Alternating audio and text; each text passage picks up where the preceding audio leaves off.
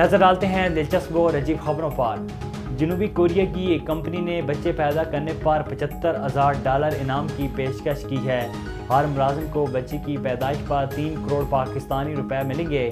Report के मुताबिक मुल्क में कम तरीन शरह पैदाइश के मसले से निपटने के लिए जनूबी कोरिया की दारुल-हुकूमत सियोल में वाक़ एक तमीराती कंपनी ने अपने मुलाजिमीन को बच्चे पैदा करने की तरगीब देने के लिए प्रोग्राम का ऐलान किया है। थाईलैंड में छुट्टियां गुजारने के लिए आए एक रूसी सैयाह ने गलत बाल काटने पर हजाम के ही बाल उड़ा दिए। मीडिया रिपोर्ट्स के मुताबिक रूसी शहरी थाईलैंड के शहर पटाया के दौरे पर था जब उसने मकामी हजाम की एक दुकान पर बाल कटवाने का फैसला किया। ऐनी शाहिदीन के मुताबिक सैयाह सैलून में आया और हजाम को हाथों के इशारों से बताया कि वो किस तरह के बाल बनवाना चाहता है। क्योंकि मुबैना तौर पर सैयाह की अंग्रेज़ी बहुत कमज़ोर थी, ताहम बाल कटवाने के दौरान एक मौके पर जब रूसी सैयाह ने आईने में खुद को देखा तो इसके गुस्से की इंतहा न रही।